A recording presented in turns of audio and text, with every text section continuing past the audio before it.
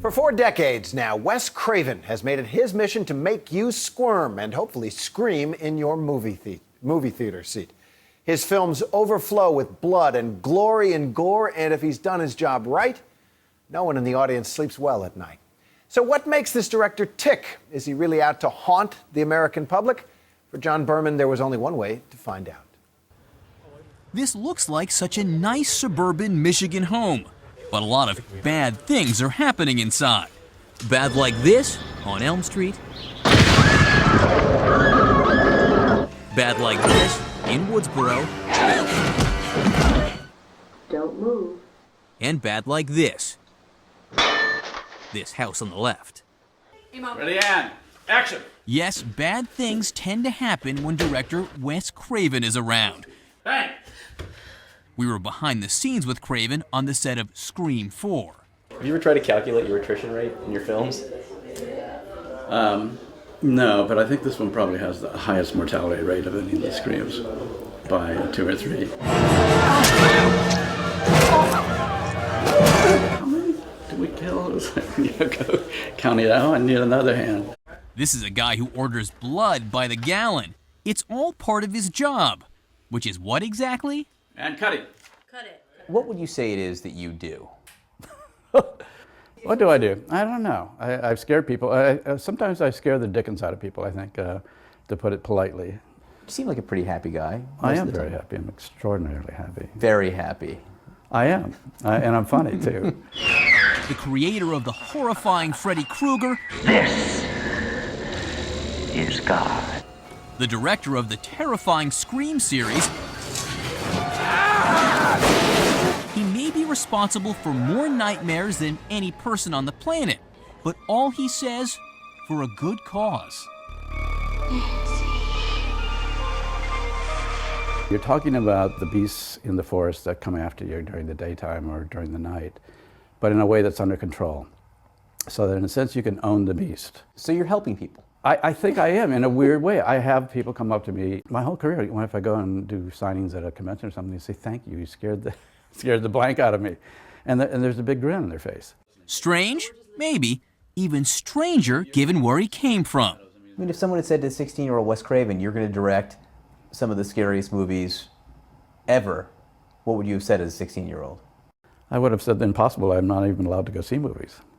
I was raised in a Baptist church that forbid you from watching movies. He was a college philosophy teacher when he became interested in film. In 1972, he wrote and directed his first feature, Last House on the Left. You guys let us the hell out of here. I'm gonna start screaming. A raw, groundbreaking film about rape and revenge.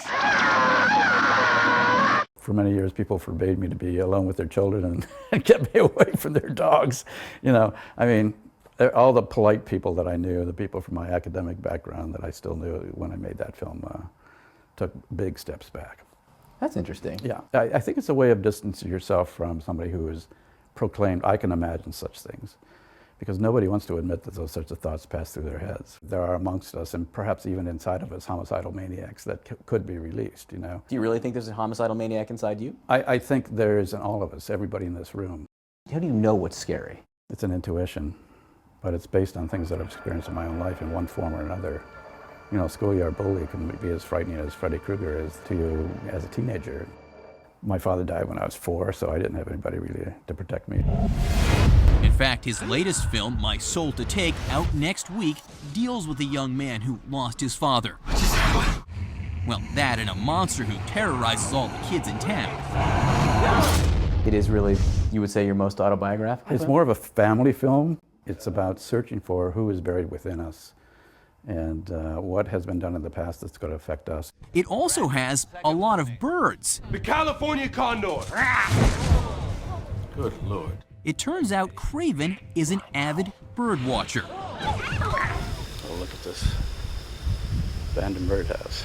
But even in his quiet, peaceful hobby, there's a bit of terror.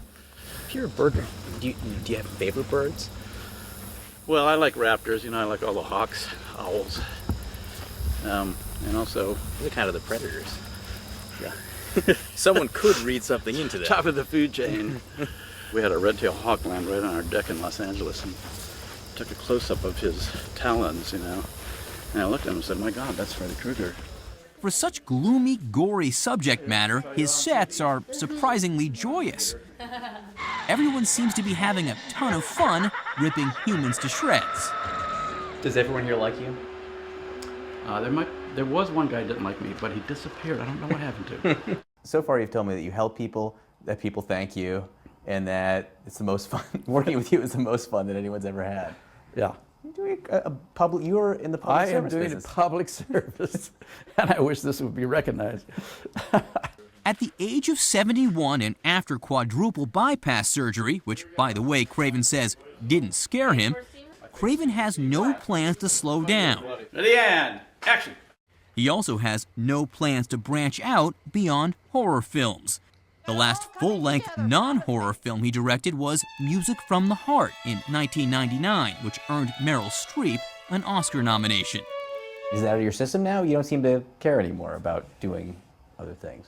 I think I reached a peace with it. Sometimes you fight what you are, what you're doing, and say, I'm going to do this instead. And at a certain point you say, I'm really good at this, and people really seem to enjoy what I do. And I've definitely left a mark on American cinema of some sort or another, maybe A claw mark. Maybe a claw mark. I'm John Berman for Nightline in Ann Arbor, Michigan. Action.